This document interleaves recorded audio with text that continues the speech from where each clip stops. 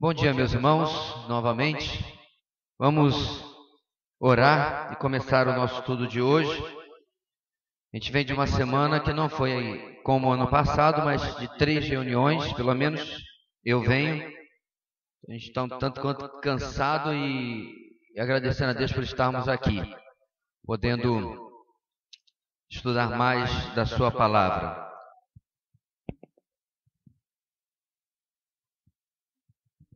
Ok. Vamos orar então? Deus querido, nós agradecemos por esse dia que começa com as tuas misericórdias sobre nós, tuas misericórdias sendo renovadas e nos abençoando com uma perspectiva, ó Deus, nova para esse dia. Lembrando principalmente, ó Deus, da tua graça, da tua salvação e o perdão que nós usufruímos nos méritos de Cristo. Nos agradecemos, ó Deus, porque essa é a nossa motivação para o dia, toda aquela que nós precisamos, e porque ela nos faz, ó Deus, olhar quaisquer problemas e lutas e dificuldades que possam existir com uma perspectiva completamente renovada. Pedimos que tu uses a tua palavra nesta manhã, nesse estudo que estamos fazendo sobre família, para nos desafiar, nos confrontar sobre aquele que tem sido o nosso comportamento, as nossas escolhas dentro do nosso lar. Continua conosco, Deus, que o teu Espírito nos convence e nos impeça de que possamos resistir ao ensino, à instrução da tua palavra. É o que nós pedimos em nome de Jesus. Amém. Muito bem. Caos na família, que é o nosso estudo, irmãos, pastor Ezequias, tem sido um estudo muito simples, muito direto. Alguém, inclusive, me perguntou assim, poxa, pastor, bem diferente do que nós estávamos utilizando, estávamos acostumados, etc. Sim, dá uma variada, né? No teor, no foco da nossa EBD. E eu creio, quem está vindo, ou se por acaso faltou, está assistindo o que está sendo colocado online, está usufruindo bastante. Eu sei que irmãos de outros estados estão usufruindo. Espero que os daqui da igreja estejam usufruindo também. Então, na semana passada, irmãos, nós começamos...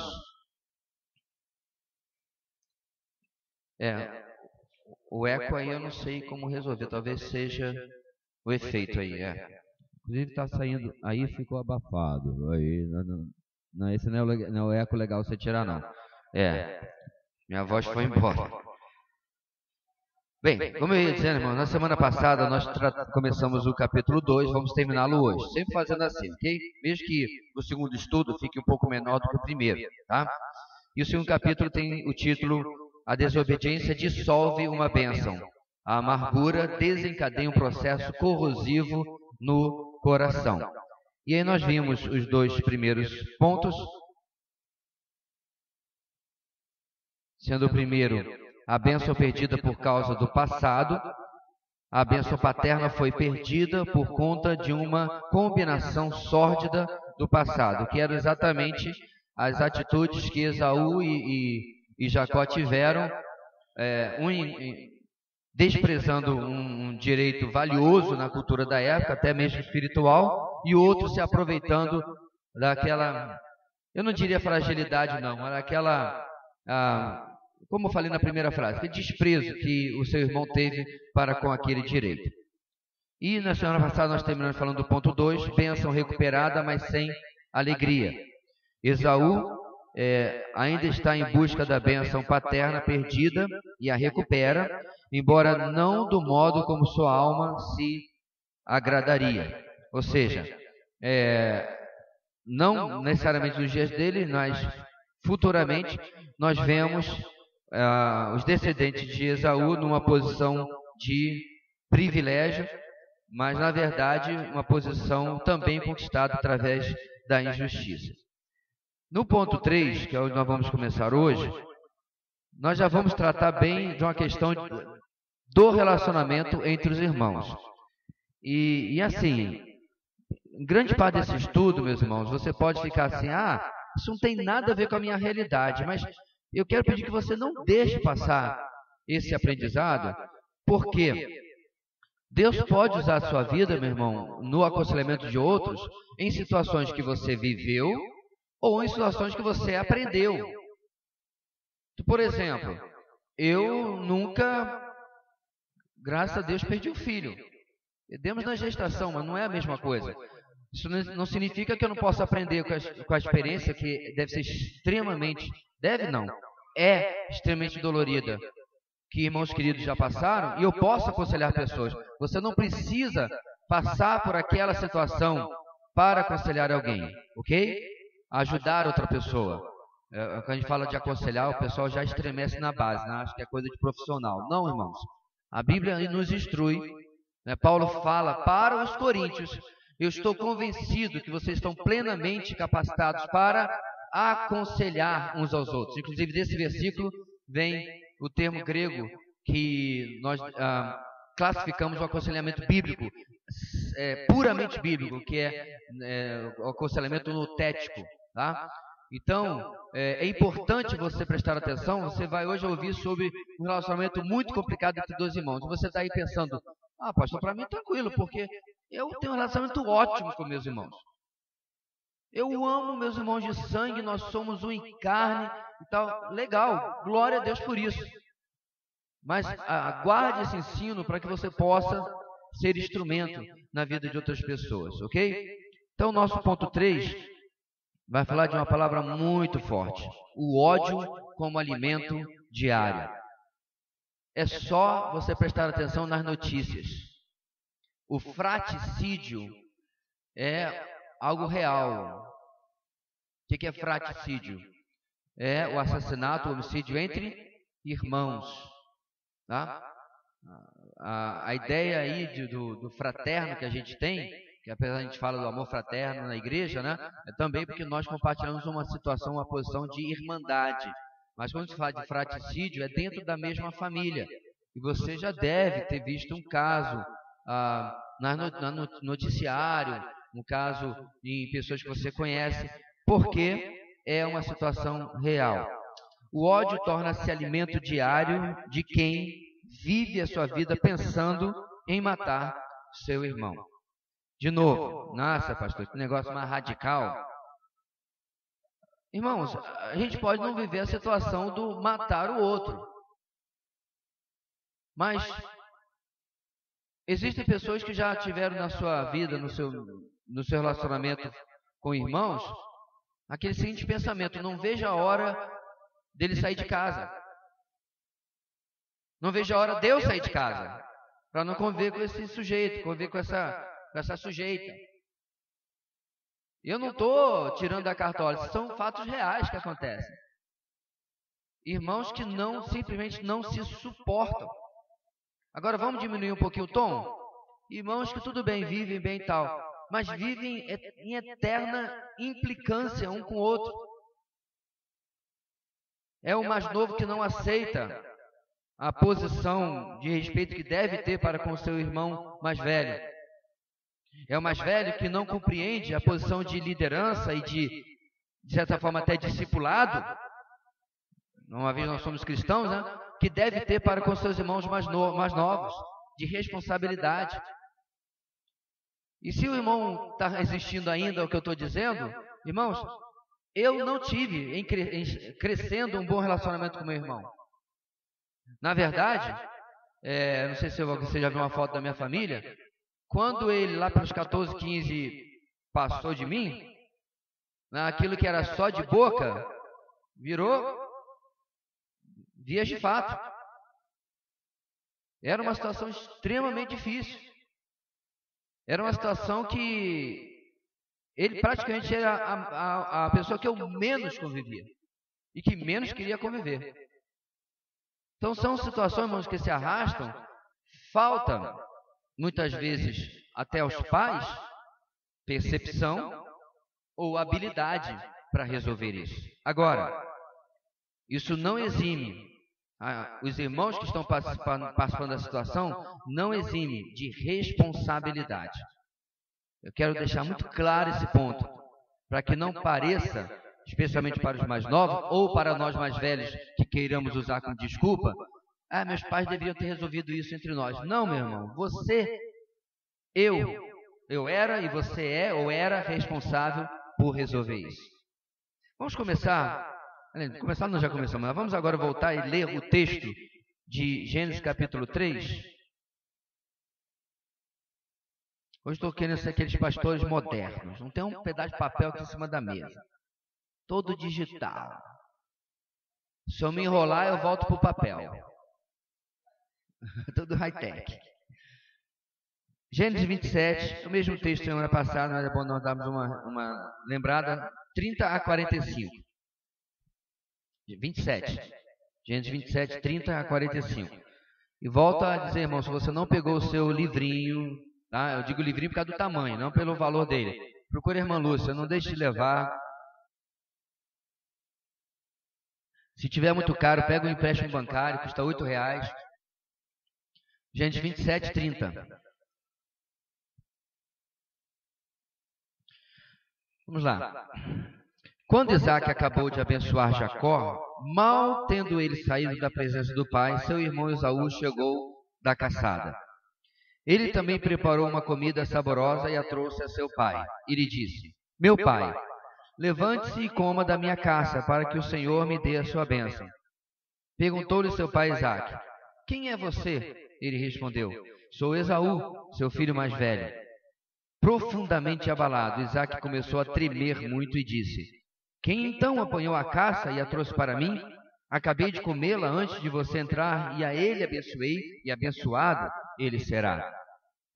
Quando Esaú ouviu as palavras de seu pai, deu um forte grito e, cheio de amargura, implorou ao pai: Abençoe também a mim, meu pai. Mas ele respondeu: Seu irmão chegou astutamente e recebeu a bênção que pertencia a você. E disse Esaú: Não é com razão que o seu nome é Jacó? Já é a segunda vez que ele me engana. Primeiro tomou o meu direito de filho mais velho, e agora recebeu a minha bênção. Então perguntou ao pai: O Senhor não reservou nenhuma bênção para mim? Isaac respondeu a Esaú: Eu o constituí senhor sobre você, e a todos os seus parentes tornei servos dele. A ele supri de cereal e de vinho. Que é que eu poderia fazer por você, meu filho? Esaú pediu ao pai: Meu pai, o Senhor tem apenas uma bênção? Abençoe-me também, meu pai. Então chorou Esaú em alta voz. Seu pai Isaac respondeu-lhe: Sua habitação será longe das terras férteis, distante do orvalho que desce do alto céu. Você viverá por sua espada e servirá a seu irmão. Mas quando você não suportar mais, arrancará do pescoço o jugo. Esaú guardou rancor contra Jacó por causa da bênção que seu pai lhe dera, e disse a si mesmo: Os dias de luto pela morte de meu pai estão próximos, então matarei meu irmão Jacó. Quando contaram a Rebeca o que o seu filho Esaú dissera, ela mandou chamar Jacó, seu filho mais novo, e lhe disse: Esaú está se consolando com a ideia de matá-lo. Ouça, pois, o que lhe digo, meu filho. Fuja imediatamente para a casa de meu irmão Labão em Harã. Fique com ele algum tempo, até que passe o furor de seu irmão. Quando seu irmão não estiver mais irado contra você, e esquecer o que você lhe fez, mandarei buscá-lo. Por que perderia eu vocês dois num só dia? Então Rebeca disse a Isaac: Estou desgostosa da vida por causa destas mulheres hititas.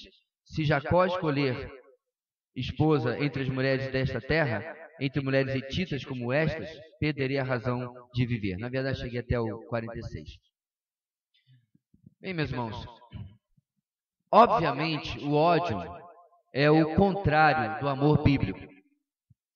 O amor bíblico é movido pela ação altruísta, que foca a necessidade e o serviço ao outro, o ato ao outro.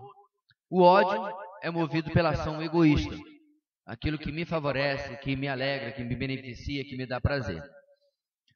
O primeiro serve, o outro deseja ser servido. O amor se alegra com a verdade. O outro, ele habita no reino da mentira ou mentiras. Detalhe, que geralmente ele escolhe acreditar. O interessante sobre o ódio, meus irmãos, é que nem sempre ele é movido por fatos reais. Às vezes são falácias que eu crio na minha cabeça, que eu escolho acreditar. Aí você pode dizer assim, pastor, como alguém pode habitar no ódio dessa maneira ou seguir em frente, né, fazendo coisas pelo ódio que não, baseado em coisas que não são verdade? Simples, meus irmãos, porque devido à nossa natureza caída, o ódio provoca em nós, olha que coisa assustadora, um prazer que o amor não produz. Eu não estou dizendo que por isso o amor é inferior, estou dizendo que esse prazerzinho que a gente tem é o que nos move a alimentar o ódio, o rancor, a amargura em nós. Porque caso contrário, pensa bem, meus irmãos, vamos supor que a amargura provocasse em nós exatamente o que a palavra fala. A amargura gerasse amargor na boca, por exemplo. Nós não faríamos. Se o ódio gerasse em nós uma profunda e forte dor de cabeça, nós não faríamos. Mas de alguma maneira, meus irmãos, bem doente, ou doentia até, todo ato pecaminoso, e o ódio não é diferente, ele gera prazer. Ele está ligado no nosso cérebro a uma região de prazer. Por quê? De novo, eu acredito na mentira de que eu fui vingado, eu fui justiçado com aquilo lá, que na verdade não é. Quer ver uma coisa muito simples que os homens vão se relacionar bastante? Você está lá jogando bola, para quem gosta de jogar bola, e o camarada lhe dá uma canelada. Aí você fica só, porque o homem não fica de mal não, mas homem não é mulher, homem vai lá e dá outra canelada no outro. E agora ele está bem. Ele devolveu. O senso de justiça dele está funcionando, né?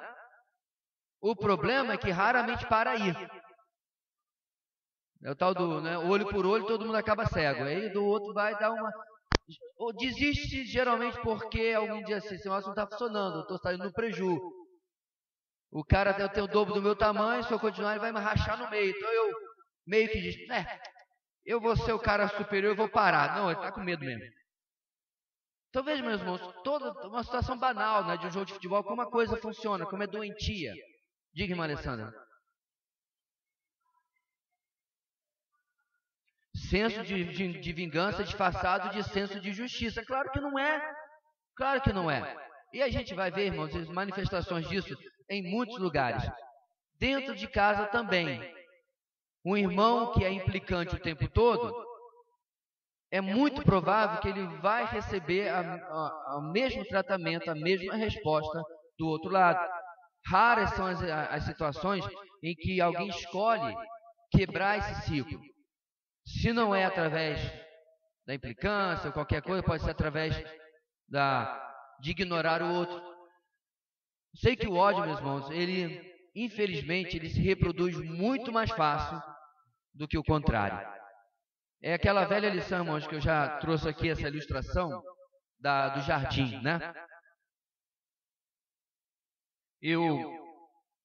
Quando eu digo foi a Leila, plantou grama lá em casa.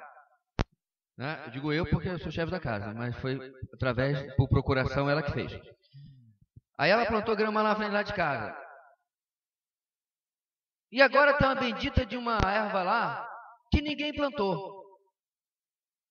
E ela tem uma raiz que ela se espalha. E ela é ruim porque ela tem espinhos. Então para tirar, eu tenho literalmente que pegar um alicate, pegar na raiz dela e puxar. Porque se eu for com a mão vai me furar. Quem foi que plantou aquela desgraça lá? Ninguém. E se eu não arrancar, ela toma de conta e é capaz até de matar a grama. Então de vez em quando a gente até ignora e junto com a grama corta também, né? Então fica só o talo ali, que vai nascer de novo. Mas eventualmente ela tem que ser arrancada, senão ela não vai embora e se reproduz. Irmãos, a grama na sua vida, na nossa comparação aqui, é esse amor altruísta. Ele é gerado pelo Espírito, né, na nossa vida, com certeza, mas ele tem que ser cuidado, ele tem que ser alimentado, ele tem que ser buscado. Ele é uma decisão. Ah, Senhor, enche-me do teu amor. Sai daqui, desgraçado. Já foi a oração embora. Porque às vezes a gente quer transferir para Deus a ação de gerar esse amor na nossa vida. Não me entenda mal, irmãos, eu já acabei de falar que ele é uma obra do Espírito na nossa vida, é verdade. Mas entenda, meus irmãos, o Espírito Santo ele não é um arrombador de portas. Eu gostaria que ele fosse, que ele me livrasse de qualquer resistência e, como uma marionete, colocasse a mão por dentro de mim e fizesse fazer o que ele quer que eu faça. Glória a Deus, aleluia, mas não funciona assim. Portanto, voltando para o outro lado, o ódio, o mau comportamento, o ódio egoísta, ele nasce, irmãos, entre aspas, naturalmente no nosso jardim pessoal. E ele tem que ser arrancado, tem que pegar o alicate, porque deve ter espinho também, e arrancar desde a raiz. No nosso livro, o autor escreveu algo interessante, que o ódio, em hebraico, vem da mesma raiz da palavra Satanás.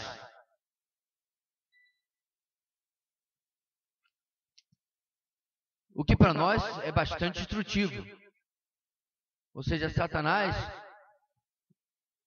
habita completamente no ódio. Ele é movido por isso. O ódio a Deus e o ódio à sua criação, especialmente nós. Então, no nosso livro, isso marca bastante porque mostra que perpetuar nesse comportamento definia bastante quem era Esaú. Definia bastante que tipo de pessoa que ele era. Porque uma coisa, meus irmãos, você se aborrecer e tal, passa uma semana, você, poxa, que coisa tola. Vou largar isso aqui. Mas nós vamos ver que ele vai alimentar isso por 2 décadas. Ele vai arrastar isso consigo. Isso vai definir o seu comportamento. Tendo feito algo antes que desagradava os seus pais, ele vai fazer de novo. Porque o ódio está definindo esse senso de que ele foi injustiçado e agora ele vai dar o troco e vai consertar as coisas do jeito dele, está definindo a sua vida. Então, odiar significa opor-se a, guardar rancor, guardar ressentimento contra, nutrir animosidade contra. Esaú planejava agir em seu ódio logo assim que seu pai morresse. O versículo 41 nos diz: os dias de luto pela morte do meu pai estão próximos. Então matarei o meu irmão Jacó. Só que aí, meus irmãos, acontece no planejamento de Esaú um probleminha. Aquele que já estava praticamente cego, Isaac, que já não estava muito bem de saúde, aparentava que ia bater com as botas, ainda viveria 43 anos. Lembra disso? Está no seu livrinho? Então o planejamento de Esaú, meus irmãos, não funcionou. Mesmo porque, irmãos, os planos para o mal que uma pessoa amargurada faz também estão debaixo da soberania de Deus. Então, ele disse em alta voz: quando meu pai morrer, eu vou executar a minha vingança. Deus falou assim: é o que você pensa. Eu estou no controle de todas as situações.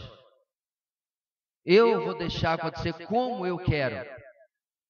Deus não iria, de forma invasiva, mudar a disposição de Esaú. Realmente ele não fez isso. Mas ele ia controlar as ações de Esaú de forma soberana, inclusive com a questão do tempo aqui. O que isso nos ensina, meus irmãos? Que até quando você estiver certo, Deus não precisa da sua indignação, do seu ódio, do seu justiciamento. Ele não precisa. Ele é soberano para fazer tudo aquilo que ele precisa fazer. Não, pastor, é que se alguém não fizer alguma coisa... Não, irmãos, entenda, já há alguém fazendo alguma coisa quando você é injustiçado. O que se Esaú, meu irmão, tivesse se quebrantado na presença de Deus, a vida dele seria completamente diferente. Mas ele resolveu se envenenar no ódio e na amargura. E ele foi a principal pessoa prejudicada com isso. Eu não posso, e nem iria citar o nome da pessoa aqui, mas quando eu cheguei em Boa Vista, Eu conheci uma pessoa, uma senhora, e eu perguntei para minha esposa, descobri que ela a conhecia, Lila, fulana sempre foi assim? Aí ela, assim como? Irmãos, ela não dava um único sorriso. Eu perguntei, ela tem algum problema de saúde? Ela tem algum drama na vida dela? Depois eu fui conhecendo e vi que não tinha nada. Não tinha problema de saúde. Não tinha drama, tipo o marido que bate nela, o marido que sai traindo para lá e para cá. Não, nada, absolutamente nada. O que aconteceu? Quando ela era solteira, lá atrás, ela havia sido, infelizmente, aliciada pelo pastor da sua igreja. Irmãos, a questão de disciplina na igreja, que irmãos, inclusive, já presenciaram aqui na nossa igreja 2 vezes, não tem nada a ver com o que se praticava há 2, 3 décadas atrás. Infelizmente, muito preconceito entrava em jogo. Às vezes, condenação é o que preservava, não havia busca de restauração. O fato é, meus irmãos, é que, com essa história da letra escarlate, né, que a pessoa andava, não era adúltera, né, botava uma letra A vermelha e andava pela vila lá nos Estados Unidos, da época do século XVI, XVII, mais ou menos assim, 20, 30 anos atrás, a igreja a viu como uma menina impura. Ela não foi vista como vítima, era uma adolescente, aliciada por um homem adulto.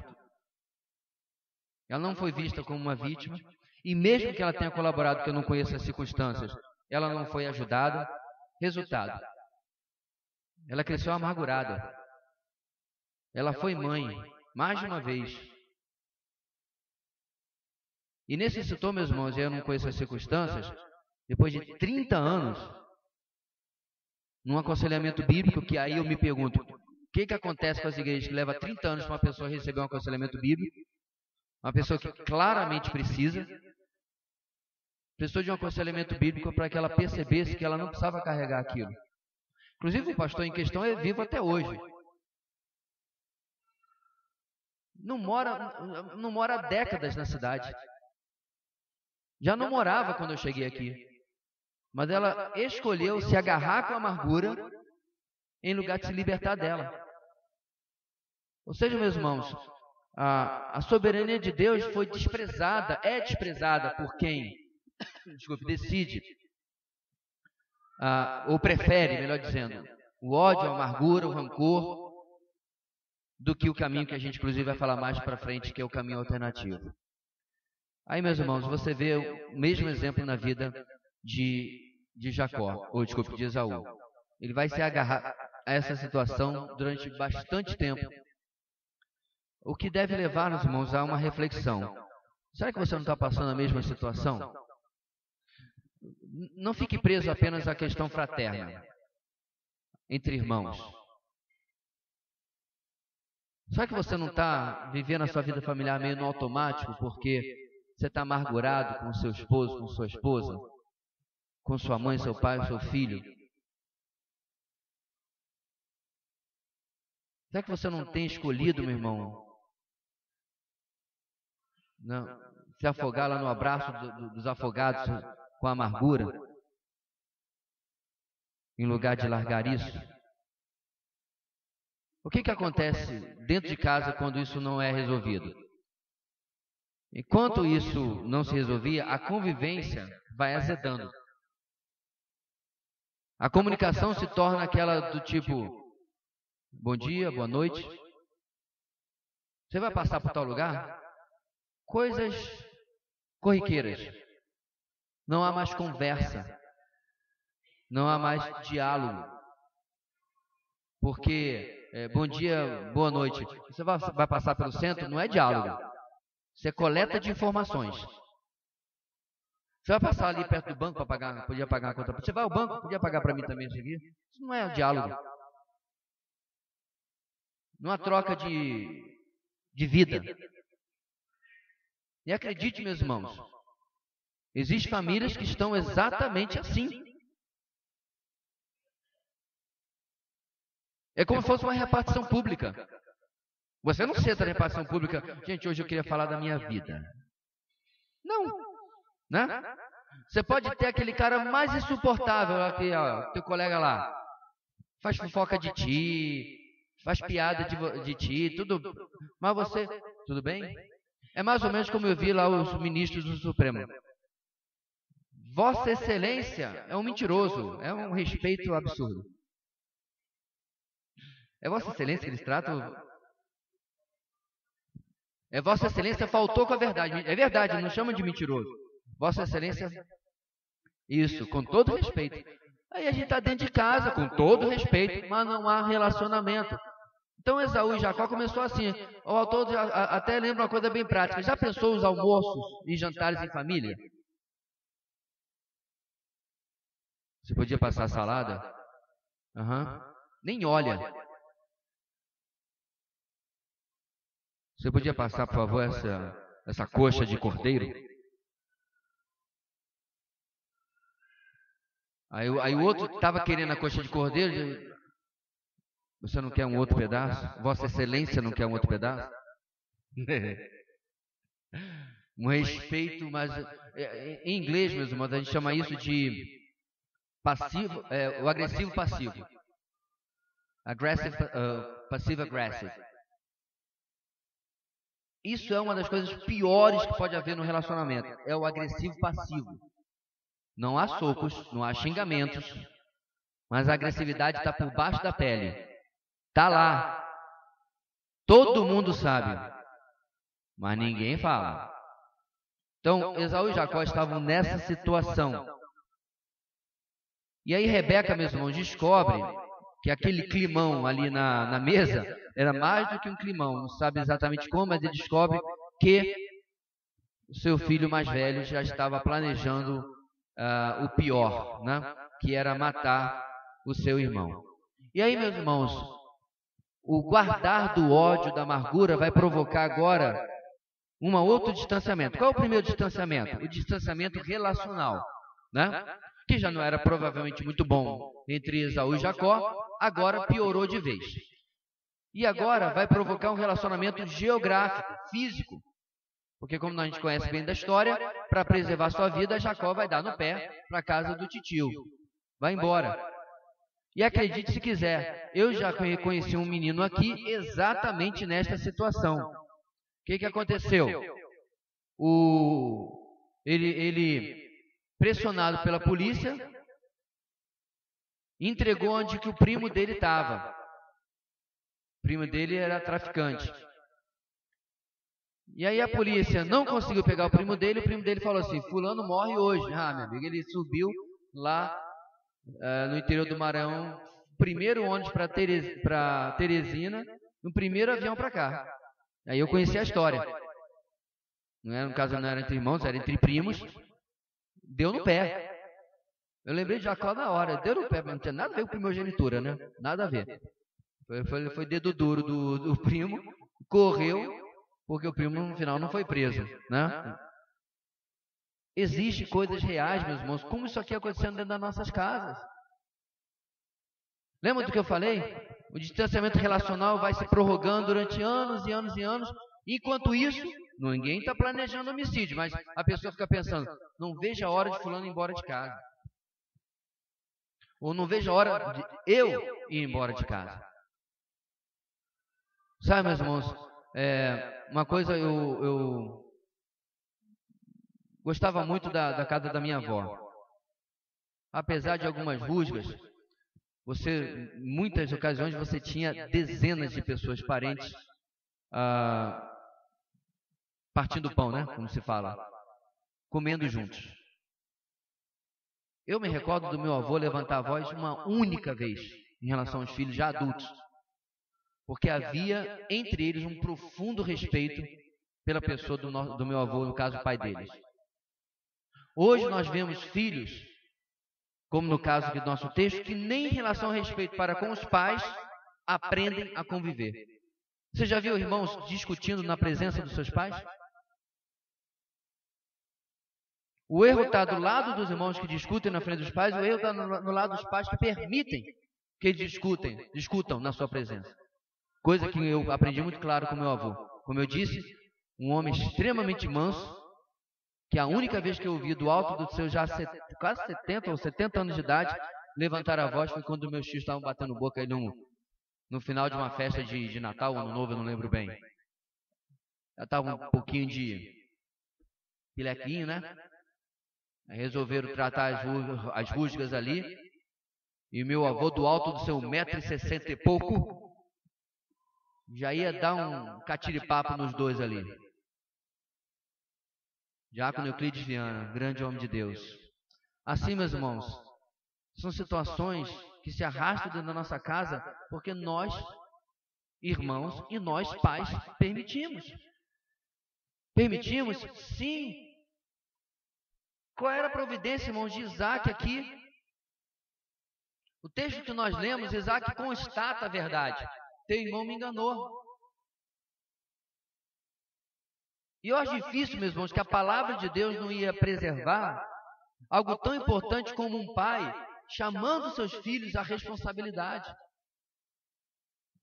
Como nós tratamos nos outros domingos, para chegar a essa situação de família, o sobrenome de Isaac é a omissão. É o deixa a vida me levar, não tratava as coisas. Até porque ele sabia que se ele chamasse para uma confrontação entre os irmãos, ele teria que fazer uma meia-culpa também.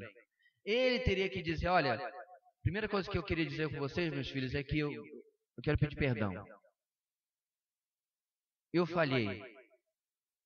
Não ia tirar a responsabilidade deles, mas ele teria que assumir a sua. E aparentemente ele não estava disposto. Pais,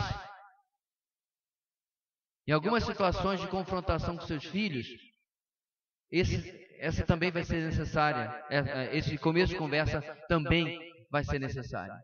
De assumir a sua responsabilidade naquela questão. E por causa desse distanciamento físico, que eu acabei de mencionar, geográfico, olha a consequência talvez mais triste. Rebeca nunca mais iria ver o seu filho. Jacó nunca mais iria ver a sua mãe em vida.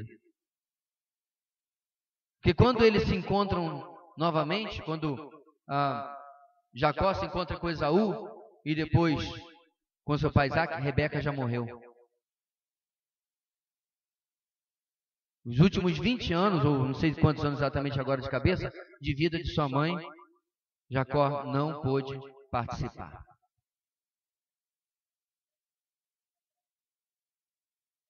Sim, talvez esperando uma atitude do pai, né, em cima de Esaú. Talvez que ele poderia mandar um recado, meu filho pode voltar porque a situação aqui está melhor. Nunca aconteceu, né? E aí vem Rebeca a falecer.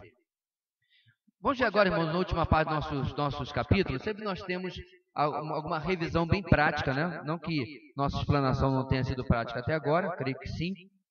Mas revendo alguns pontos bem práticos do nosso aprendizado. Aplicando mais um pouco. Era plano de Deus que Jacó fosse abençoado.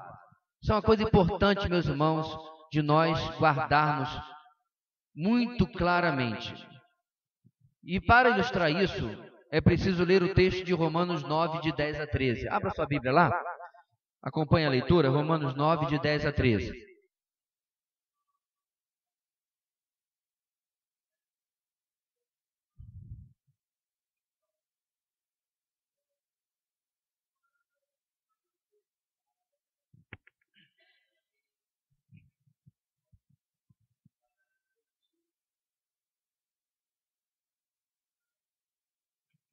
A sua pergunta é se foi por causa da palavra que Isaac recebeu de Deus, que ele teve esse comportamento de omissão, isso tudo? Tipo, já tinha sido decretado, não tem nada a ver com isso? Eu não acredito. Vou explicar por quê. Porque a atitude de Isaac, a gente vai até falar isso daqui a pouco, contradiz a palavra que ele recebeu de Deus. Como a gente falou, acho que foi na segunda aula, ele deveria preparar a disposição dos seus filhos. Porque no mais novo tomar a frente do mais velho não era natural na cultura, na tradição cultural. Então, diante disso, ele desde pequeno deveria mostrar, Esaú, olha só, o nosso Deus chamou o seu avô Abraão e tem feito uma obra na nossa família, tem uma promessa na nossa família. Lembra o que o vovô Abraão passou, como Deus preservou a vida dele? Ele contaria. Lembra como sua avó não podia ter filho e Deus deu a mim, a vovô e a vovó? Lembra como a sua mãe não podia ter filho e Deus nos deu você e seu irmão? Irmãos, isso é discipulado. Ele ia buscar levar o seu filho a temer a Deus. E agora eu quero dizer uma coisa, esse mesmo Deus, ele tomou uma decisão de que ele vai seguir cumprindo essas promessas através da vida do seu irmão. Mas eu tenho certeza que Deus vai lhe abençoar. Irmãos, eu não tenho dúvida de que Deus podia abençoar Esaú também. O que Deus falou, no sentido de primogenitura, é que a semente santa, quando a gente fala de semente santa na Bíblia, nós estamos falando da descendência santa, né? De Abraão até Jesus, seguiria através de Jacó. Esaú podia não receber isso bem? Poderia. Mas eu não acredito, meus irmãos, que a vida dele foi trabalhada. Ele não demonstra, na forma como ele vende a primogenitura e depois como ele reage com a perda da bênção, ele não reage como alguém que estava inteirado, sabedor dessa situação. Então, nosso primeiro ponto, irmãos, como eu falei, letra A, era o plano de Deus que Jacó fosse abençoado. O texto de Romanos 10 a 13, 9, 10 a 13.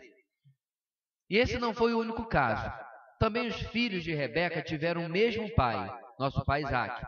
Todavia, antes que os gêmeos nascessem, ou fizessem qualquer coisa boa ou má, a fim de que o propósito de Deus conforme a eleição permanecesse, não por obras, mas por aquele que chama, foi dito a ela, o mais velho servirá ao mais novo. Como está escrito, amei Jacó, mas rejeitei Esaú. Em algumas versões, o termo usado é, mas odiei a Esaú. A ideia do odiar aí, mas não é em absoluto de querer o mal, mas é de rejeitar, como a NVI traduz mesmo. Então, irmãos, a vontade de Deus havia ficado clara na palavra que havia sido dita, que havia de ser entregue, como a gente já repetiu várias e várias vezes, o texto aqui repete mais uma vez. Mas Deus não é responsabilizado pelas más decisões dos homens, mesmo que o nosso Deus use essas decisões ruins para cumprir os seus propósitos. Então vou explicar de novo. Deus tinha um propósito, irmãos, que era chegar até aqui na vida dessa família, ok? E vamos dizer que ele tenha feito aqui, como a nossa bonita nova passarela vermelha, um caminho reto para chegar até esse propósito. E aí lá vinha a família. Só que, como é típico de nós seres humanos, em lugar de andar pelo caminho reto, a gente vai e pega os desvios. E às vezes desvios que vão para trás. E aí esses desvios vão nos levando para longe da vontade de Deus. Agora presta atenção, irmãos. Esse propósito principal na vida deles, na nossa vida, vai se cumprir. Nós não temos um Deus que está à mercê das decisões dos homens.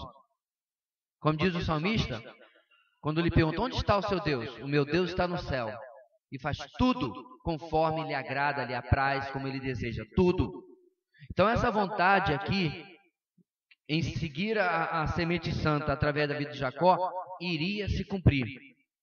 Deus usa as más decisões dos homens, Isaque, Rebeca, Jacó e Esaú, e leva o curso da vida deles até onde ele queria. Qual a diferença, irmãos? Quando nós seguimos o propósito de Deus, a gente chega de pele limpa. Quando a gente segue os nossos propósitos, a gente chega todo lascado, cheio de cicatriz, descabelado, maquiagem manchada, canela toda arranhada. Vou usar aqui uma ilustração do que eu fiz essa semana. Eu fui no nosso terreno. E não dá para entrar no nosso terreno porque está completamente fechado. Mas tinha um terreno do lado, ou perto, que tinha uma trilha. Ok? Eu não queria de calça, de bermuda, botei um meião de futebol até aqui. para proteger as canelas, mas não houve quase necessidade, porque a trilha estava limpa. Agora, se eu quisesse dar uma de bandeirante, eu até pensei em levar um facão, viu, gente? Mas não achei. E fosse entrar pela mata, né? Leila, vem comigo que tu tá com Deus, bora. Eu ia chegar, irmãos, com absoluta certeza, todo arranhado da vegetação, correndo o risco de chegar sem um dedo com aquele facão, porque eu sou extremamente hábil nessas coisas, só que não. Mas tinha uma trilha, para que eu vou pela mata? A trilha, sim, tinha que abaixar de vez em quando. Eu até falei, amor, abaixa aqui, senão você vai arranhar a sua cabeça. Então, a gente foi tranquilo. Chegamos até lá na beira do rio, né? Fiz vídeo e tal. É a mesma coisa que tem no nosso terreno. Eu vi lá mais ou menos como é que é. Já tinha visto na época que a gente foi conhecer, né? Maravilha. Por que cargas d'água, meus irmãos, na nossa vida, chega de metáfora, a gente vai pela floresta? Por que cargas d'água? A família de Isaac está aqui toda arranhada. Porque em lugar de cumprir o propósito de Deus, resolveu seguir os seus próprios propósitos. Então, meus irmãos, às vezes as pessoas perguntam, pastor,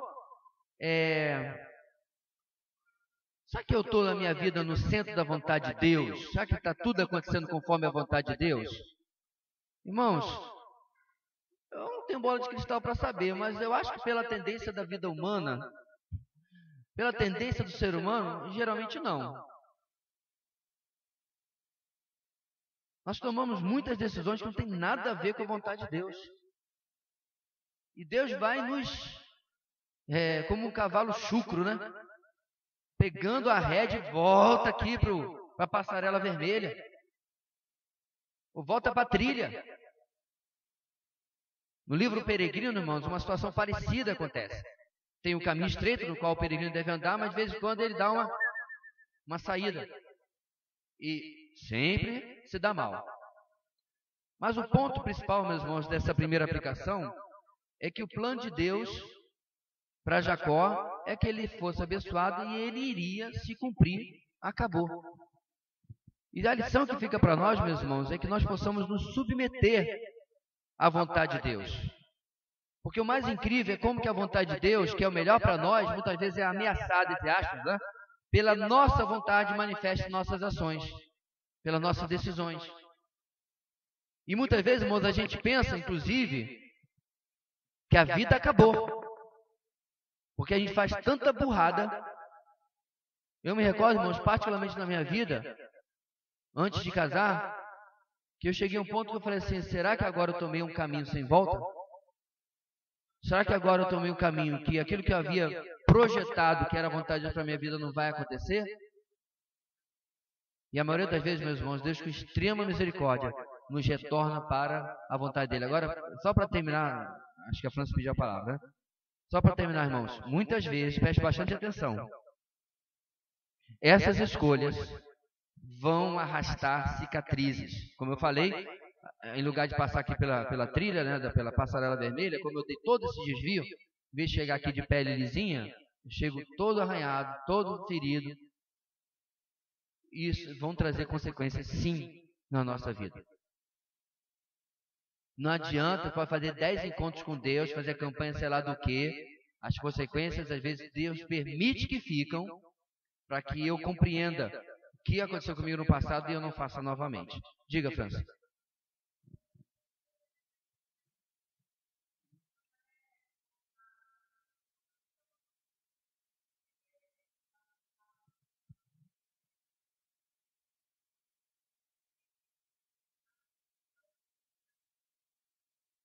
Isaac.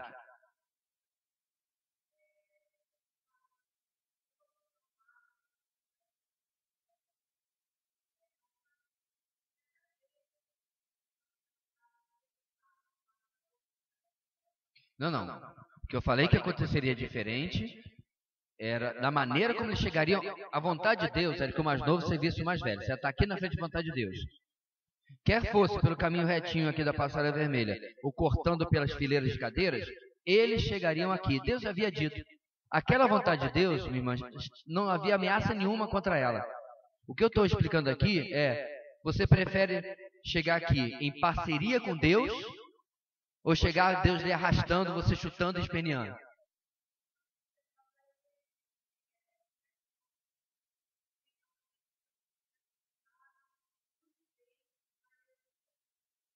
Não, não há livre-arbítrio aqui.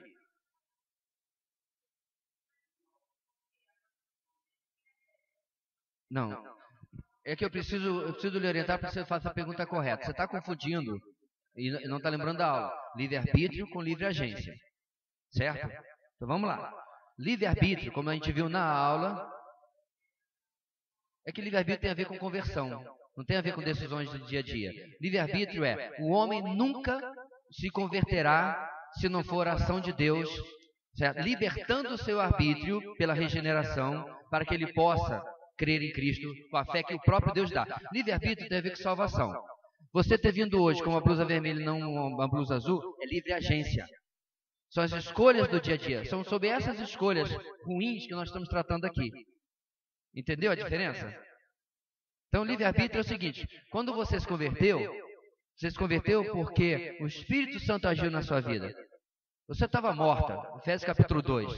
Você era escrava, João capítulo 8. Como eu também. Morto não tem livre-arbítrio, escravo não tem liberdade de escolha. Então, quando nós nos convertemos porque Deus age na nossa vida, libertando-nos da escravidão e da morte, ou seja, já operando a regeneração, para que concomitantemente eu venha a crer nele. Então, isso é um assunto completamente separado. O problema é que hoje, até o mundo aprendeu a usar a palavra livre-arbítrio, né? Vai falar de casamento gay. Todo mundo tem o livre-arbítrio. Não tem nada a ver com a história. Agora, eu concordo, todo mundo tem livre-agência. Porém, mesmo a livre-agência nossa é influenciada pela nossa depravação. Entende? A nossa escolha é influenciada. Por que alguém... Fala de roupa novamente. Por que uma mulher olha para uma roupa recatada, aí depois olha para uma roupa decotada e curta e diz: nessa aqui eu fico mais bonita. Isso é reflexo da depravação. Ela quer ser observada, ela quer ser admirada. Ela quer que uma amiga vira para ela e diga assim: amiga, hoje você está poderosa. Enquanto que se botar outra vai dizer assim: rapaz, tá parecendo a Marcela Temer. Toda tampada aí. Ela não quer não chamar atenção. Irmãos, eu não estou generalizando, tá? Estou dizendo que essa é a situação da ilustração aqui. Entendeu? Agora, o que isso tem a ver com a sua pergunta? É isso que eu gostaria de saber. Porque a livre agência deles nunca vai impedir o propósito soberano de Deus. É isso que eu estou ensinando aqui. Você vai dar volta, irmãos, vai dar volta, volta e volta e volta. Daqui a pouco você vai dizer assim: cheguei exatamente onde eu achei eu disse lá atrás que eu não queria chegar. Porque o nosso Deus é soberano. O Eclesiastes tem um versículo, irmãos, que ele é: o coração do rei é como o rio nas mãos do Senhor. A tudo quanto quer, ele o inclina. O meu professor, ele usava inclusive a ilustração de colocar a palma da mão, como fosse a grandiosa mão de Deus, né? E mudando o leito do rio, para que ele chegue com a sua água aonde Deus quer. Então nós estamos aqui, irmãos, achando que a gente está, né? Eu estou fazendo o que eu quero, estou fugindo de Deus, estou decidindo, e Deus está só mudando as circunstâncias para que chegue aonde Ele quer que chegue a nossa vida. Dá para entender isso?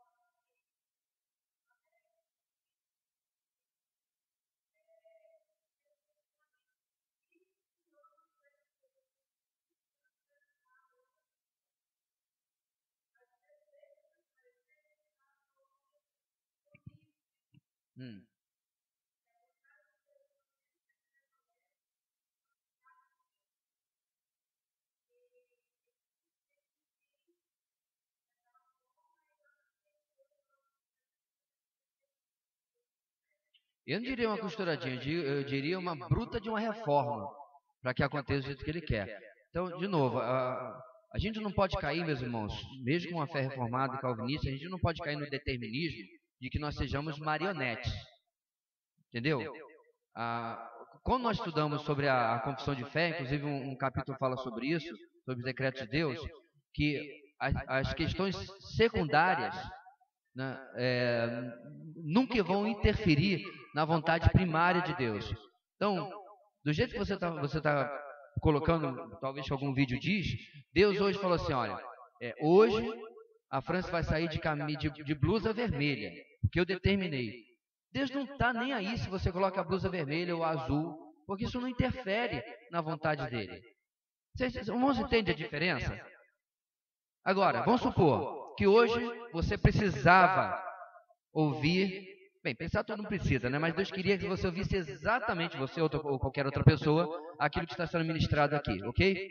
Em algum momento da sua manhã ou da sua noite passada, você pensou assim, amanhã eu não vou na EBD não, mas que eu vou fazer as unhas, ou vou jogar bola, para ficar exemplo para os dois gêneros.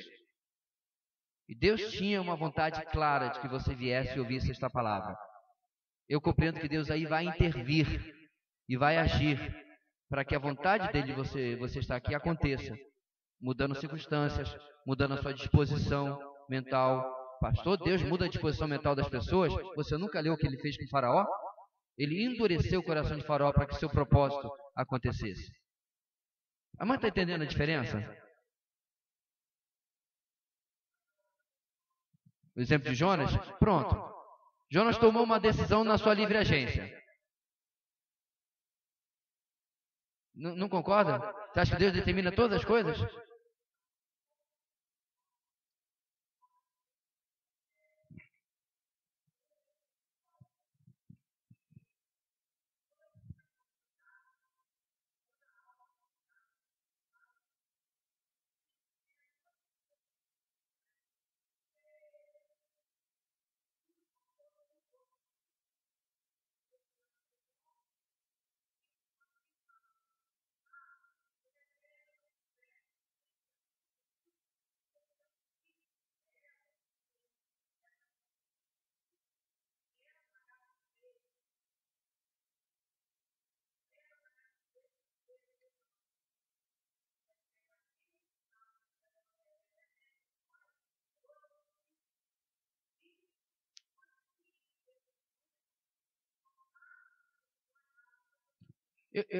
Eu não discordo de você, o que eu estou querendo dizer é o seguinte, Deus olhou da eternidade, viu o que a Rebeca faria, e ele tinha poder para mudar isso.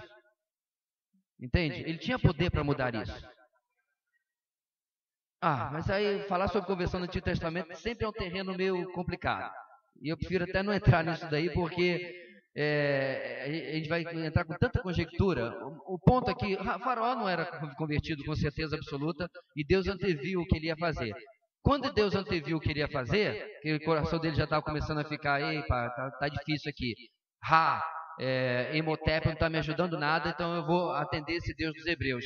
Deus endurece o coração dele.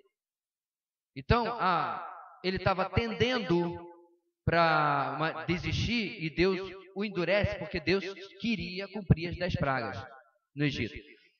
Deus vê a atitude que Rebeca queria fazer, certo? Deus poderia simplesmente intervir para que ela pudesse uma atitude positiva. Aí eu concordo com você. Ele permite que Rebeca siga o curso do seu coração, porque o curso do seu coração, aí eu concordo, ia ser usado para tudo que Deus fez na vida dela, na vida da sua família, e hoje, para nós aqui na nossa EBD. Entendeu? O curso pecaminoso que ela seguiu, ou que a família toda seguiu, foi permitido por Deus. Eu só não concordo que foi determinado por Deus. Porque aí a gente cai exatamente na crítica que existe de um hiper-calvinismo, de que nós somos marionetes nas mãos de Deus, e Deus peca por nós na prática. Aí é complicado.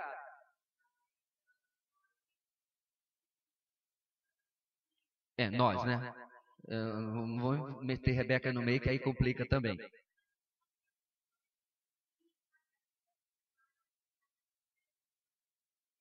Sim. Até os nossos pecados glorificam a Deus, eu concordo. Desde que eles não estejam contrários à vontade declarada de Deus. Então eu vou exagerar aqui, meus irmãos. Vamos supor que Deus tenha para a minha vida mais 15 anos. Mas aí eu tenho uma decepção, sei lá do que, né? Meu time não é campeão do campeonato desse ano, o impensável acontece, aí eu subo na torre da Embratel e pulo de lá. Eu vou dizer uma coisa para você bem absurda, eu caio no chão e não morro, se Deus não quiser. Desafio as leis da física e da biologia, se Deus não quiser. Eu até avoo, se Deus quiser. Não vai morrer enquanto Deus não quiser. Então, o dia que o suicida se suicida, é porque Deus permitiu, chegou a hora. Deus não fez se suicidar. Ele ia atravessar a rua e o caminhão ia pegá-lo, se fosse o dia da morte dele. Agora, seguiu o curso do desânimo, da depressão, sabe de quê? E ele se matou. Tá? Há uma diferença, e ontem eu respondi essa pergunta até no grupo da Confraria Reformada, há uma diferença de Deus ser criador do mal e causador do mal. Por que Deus é criador do mal? Porque só existe um ser criador no universo, nenhum outro. Satanás não... Deus criou o bem, não vou ficar atrás, eu vou criar o mal. Satanás não cria nada. O homem não cria nada. Deus criou tudo, até mesmo o mal. Agora, Deus não pecou no lugar de Adão. Deus não fez Eva pecar, e nem nenhum de nós. Essa é a diferença da coisa. Tá? Continue.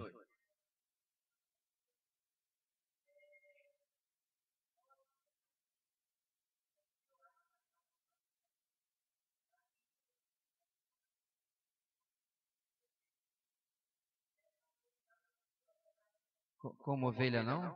Como ovelha não? Você falou filha, tio, prima, de 5º grau. Vai, irmã, desculpa.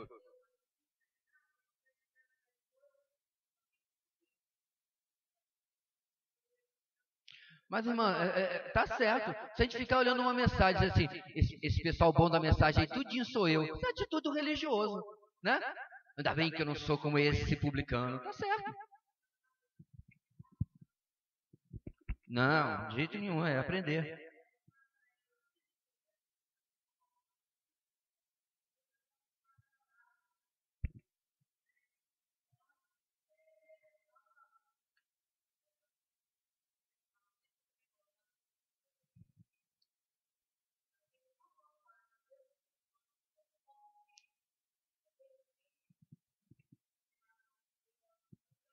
Uhum.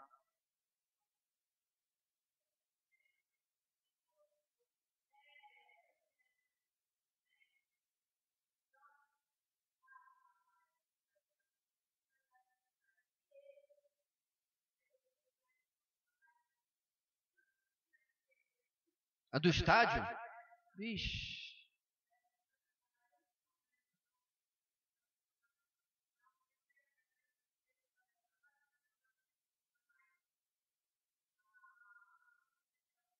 Marquise.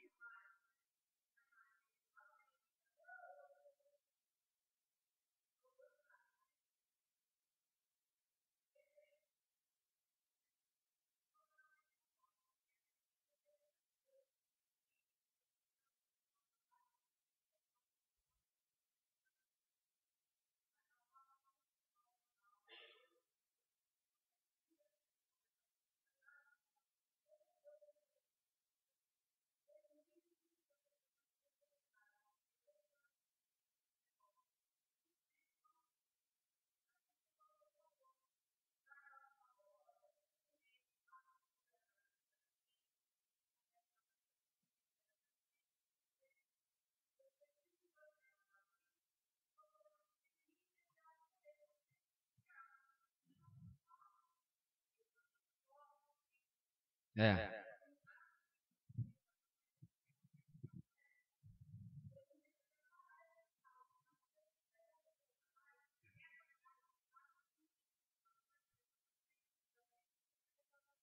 Adiantando um pouquinho na história, vocês lembram que para se reconciliar com Esaú, Jacó vai passar por uma humilhação. Lembra? Ele vai se ajoelhar, sei lá quantas vezes até chegar, vai mandar presentes e tal. Ele compreendeu que ele estava pagando uma consequência do que também ele participou e provocou. Qual seria um sinal de que ele não havia aprendido nada em 20 anos de separação do seu irmão? Né? Então, Esaú, cheguei aqui para lembrar você da profecia que foi dita que eu iria ter proeminência em cima de você. Agora tu já aprendeu? O fato de que ele chega em humilhação, detalhe, ele tinha direito da primogenitura. O fato de que ele chega em humilhação comprova de que ele aprendeu a lição e estava assumindo as suas cicatrizes. Então tem gente, meus irmãos, que dá cabeçada na vida e continua de nariz empinado. Esse é o problema. Continua querendo ter direitos que não tem. E aí é complicado. Você precisa, nós precisamos, meus irmãos, olhar para a nossa cicatriz e dizer assim, isso aqui é para mostrar de que essa é uma área que eu não devo brincar na minha vida. Isso é para mostrar que é uma área que eu não sou tão forte assim. Essa é a lição que eu devo tirar dos atalhos, né? Que não são atalhos, na verdade. Atalho é o caminho reto, meus irmãos, que Deus nos dá. Isso que é o atalho, né? Rapidinho a gente chega de lá, aqui, ó. Esse que é a verdade. Aí a gente vai para lá, vai para cá. Para terminar, a Bíblia é tão cheia de lições que é incrível. 2 anos e pouco, o povo sai do Egito e está na beira da terra prometida. Aí o que eles fazem? Resolve cumprir a sua vontade e não a vontade de Deus. Deus nos devolve para ficar mais 37 anos e meio, rodando que nem uma barata tonta no deserto do Sinai. Precisava disso? Não precisava. Deus já havia predito isso, com certeza. Deus usou aquilo para a glória dele. Mas havia dado a eles uma alternativa. Vamos continuar, senão a gente não vai conseguir terminar hoje. Mas ótimas considerações. Muito bom. Sim, só uma questãozinha, irmãos, eu não queria deixar passar. Na página 52, tem uma coisa que eu discordo do autor. Eu não creio que Jacó fosse merecedor das bênçãos que ele, como ele colocou lá, que ele herdou do seu pai e que Esaú apenas Esaú não era merecedor. Porque diante de Deus, nenhum dos dois eram merecedores. E nem diante de seu pai, porque Esaú era profano e o outro era um mentiroso e um trapaceiro. Então, com todo respeito ao meu querido amigo Ezequias, eu não concordo com essa parte da colocação dele na lição na página 52. Depois você pode dar uma olhadinha de novo. Como diz Paulo em Romanos 9, 11, 12, todavia, antes que os gêmeos nascessem ou fizessem qualquer coisa boa ou má, a fim de que o propósito de Deus conforme a eleição permanecesse, não por obras, mas por aquele que chama, foi dito a ela, o mais velho servirá ao mais novo. Então, não havia mérito nenhum nessa situação aí. Letra B.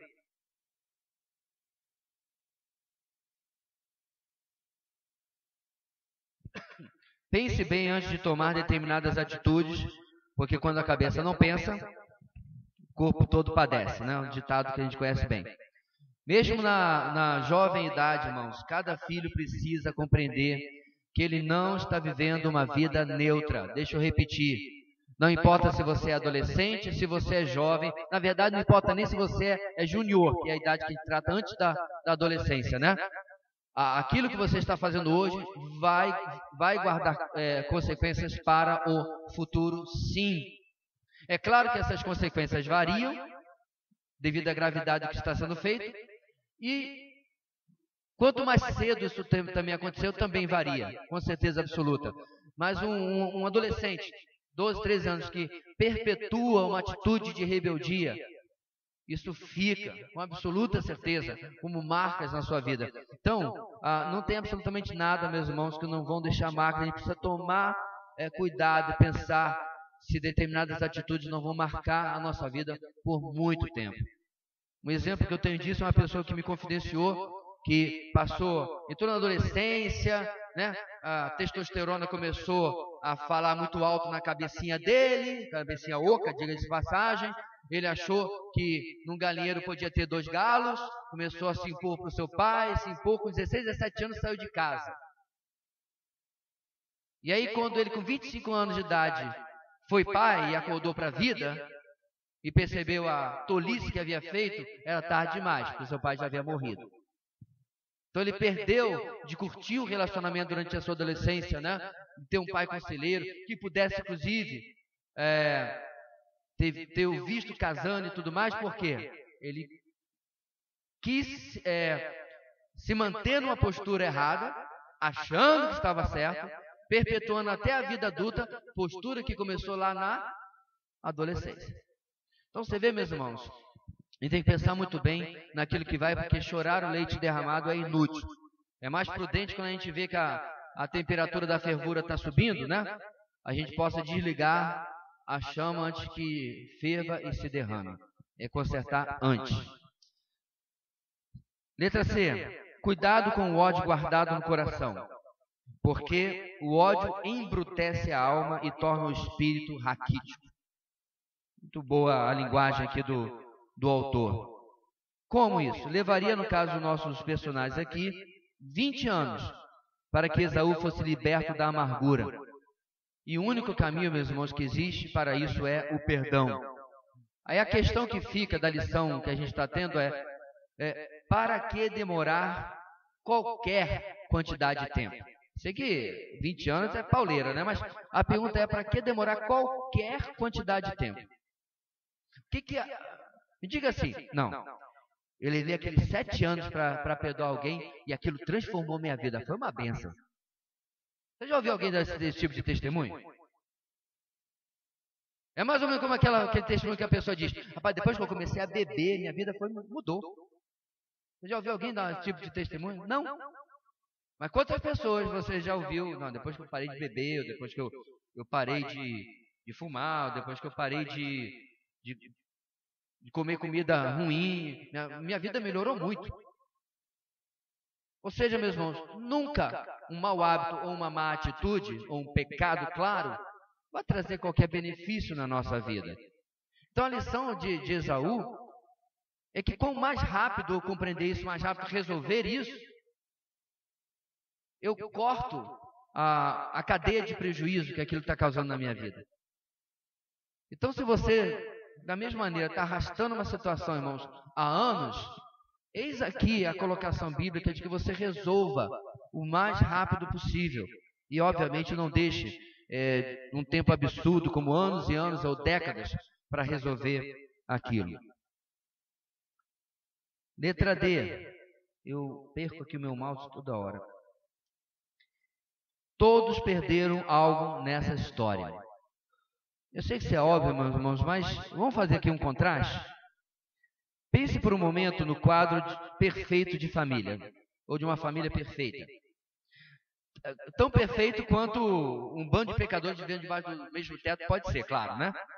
Nesse caso, a perfeição seria o amor, o perdão, o serviço mútuo, funcionando, apesar, é claro, das pessoas, dos pecadores que vivem nessa casa, né? Porque se tem perdão, é porque houve ofensa, mas o perdão está funcionando. Então você pense aí num quadro de uma família perfeita, onde as pessoas sentam para olhar no olho, para reconhecer o seu erro. Um quadro que a pessoa está na rua e chega em casa cansada, né? Chega em casa, lembra que as outras pessoas também estão cansadas ou não chegaram ainda estão na escola, ainda estão no trabalho. Aí ele chega em casa, vê a pia cheia de louça e diz assim: eu estou cansado, mas meu pai, minha mãe ou meus filhos, sei lá quem, meu irmão, o cachorro vai chegar da rua cansado também, eu vou lavar essa pia cheia de louça aqui. Pensou nessa família perfeita? É a sua? Não.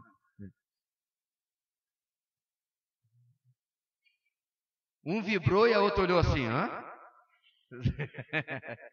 Agora, compare as diversas situações de desestruturação da família de Isaac com esse quadro da família perfeita e responda: qual é o cenário que você prefere para a sua família? Você prefere o cenário de uma família estruturada, biblicamente perfeita? Ou você quer viver na casa de Isaac? Você quer viver na casa em que alguém diz assim: você vai fazer tal coisa. Mas e fulano?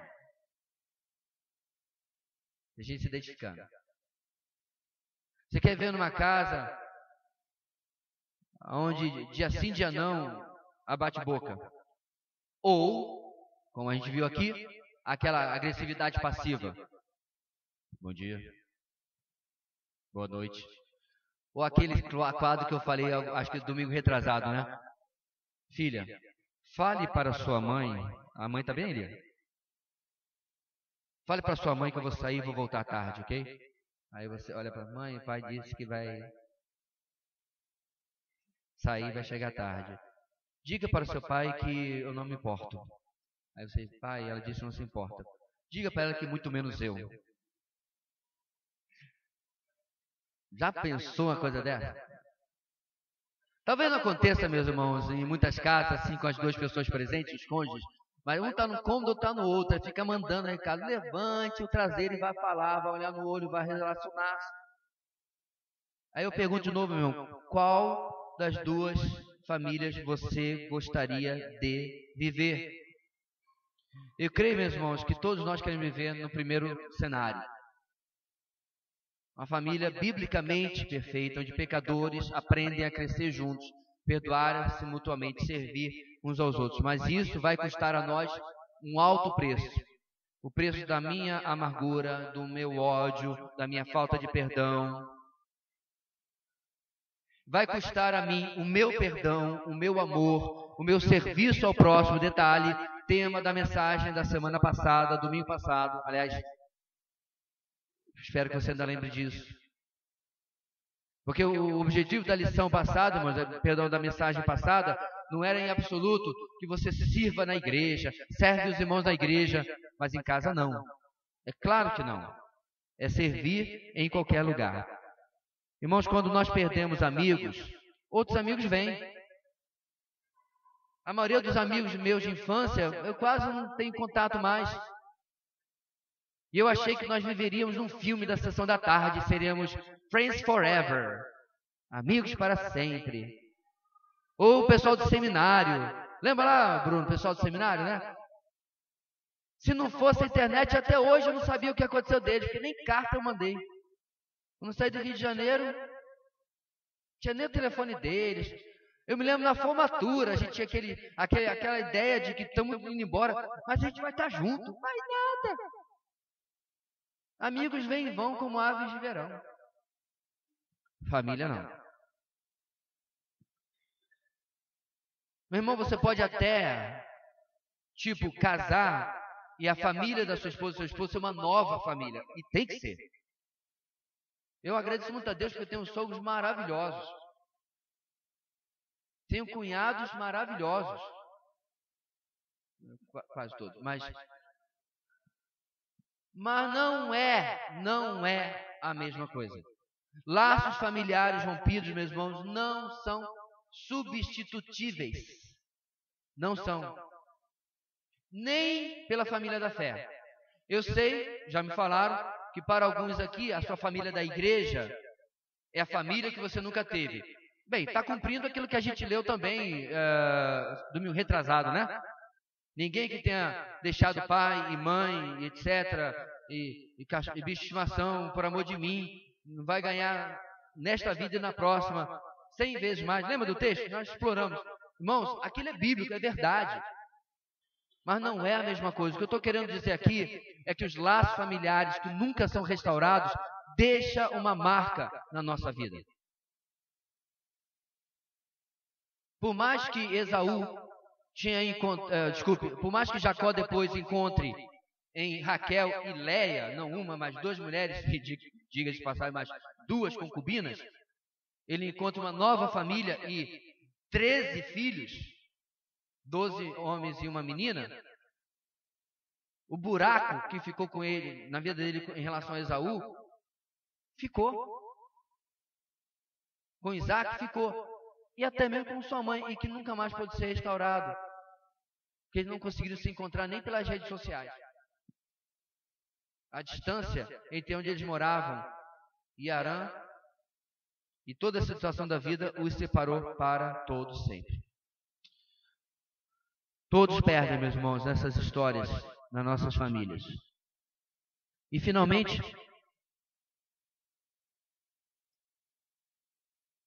aproveite agora, pare. No nosso livro, pare a sua leitura, né? Eu tirei a parte da leitura aqui que não está lendo agora. Pare e considere: sua família merece o melhor. Ou seja, esse nosso último ponto, meu irmão, é para que nós tomemos isso aqui e tenhamos algumas atitudes práticas. Eu relacionei algumas aqui, olha só. Primeiro, renove a sua mente com os padrões e princípios da Escritura sobre a sua família, sobre o seu papel nela e sobre os relacionamentos dentro dela. Vou repetir. Renove a sua mente. Retire o conceito antigo e coloque o novo. Dá um exemplo, pastor. Pois não, ainda bem que você pediu. Aquele pensamento. Não, eu estou disposto, desde que ele venha. Varra da sua mente. Substitua por o pensamento de eu vou buscar a outra pessoa. Eu não vou ficar esperando que nem um bonzão aqui. Eu vou buscar outra pessoa. Renove a sua mente e reveja sua atitude, seu papel de relacionamento dentro da sua família. Segunda coisa, tome resoluções práticas de perdão. Não resoluções platônicas, né? Sem substância, sem realização. Não, atitudes práticas. Vá, trate o problema. Claro que você deve ter aquela velha pergunta, né? Pastor, e se a outra pessoa não importa a outra pessoa? É você tomar atitudes práticas. Atitudes práticas, meu irmão, significa que você vai pedir perdão ou perdoar e você vai agir de acordo com a sua decisão. 3. Tome resoluções práticas de cancelar todo o ato gerado no ódio, na amargura, né? Que tenha sido a separação, maledicência. Pare.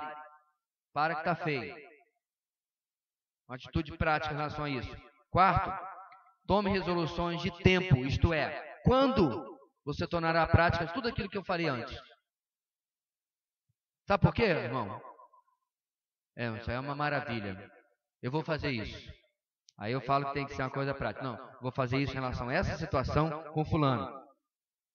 Aí se eu não falo a última coisa, a gente daqui a pouco está lá em novembro do ano que vem, você diz, eu me lembro que na EBD ano passado tomei uma resolução, mas você não disse quando você vai fazer. A minha sugestão é que você faça hoje. Você sente hoje à tarde. Não, pastor, eu vou esperar sentir. Não, irmão, esse não é esse tipo de igreja, não. Não é igreja de 4 nomes. Oi? Tá gravando. Esse é o tipo de igreja, irmão, em que nós somos desafiados a, no dia que é hoje, tomar uma atitude.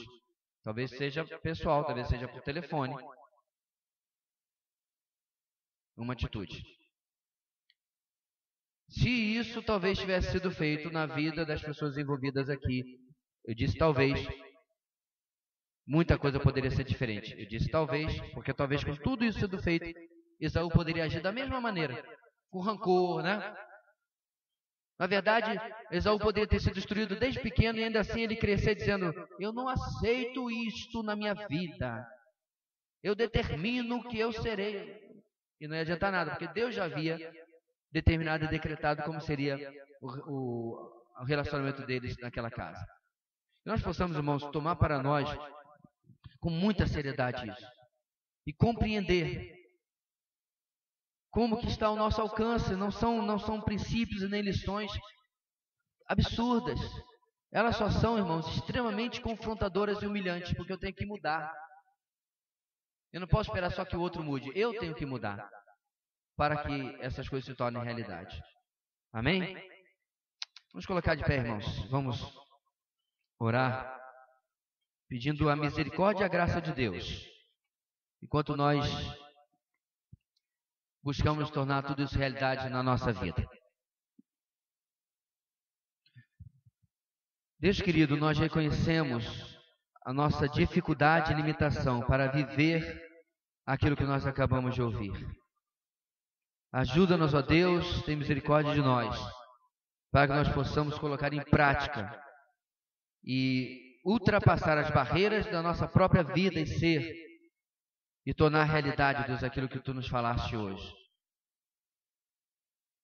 Ajuda-nos também, ó Deus, para que mesmo que nós tenhamos o pensamento, a intenção, a impressão de que dentro da nossa casa, nosso cenário é muito diferente, mas que nós possamos, ó Deus, colocar ainda assim a nossa vida e os nossos relacionamentos debaixo do microscópio da Tua Palavra, para que, se nós tivermos mesmo que uma fração das dificuldades e coisas más que nós vimos na família desse texto bíblico, nós possamos ficar atentos e possamos ter determinação, propósito prático de contribuir para que mesmo essas pequenas coisas, as raposinhas, sejam tratadas na nossa vida e nas nossas famílias. Dá-nos uma tarde de descanso e uma noite abençoada aqui na tua casa nesta noite. É o que nós oramos no nome de Jesus. Amém. Graça e paz da parte do nosso Senhor e Salvador Jesus Cristo. Amém.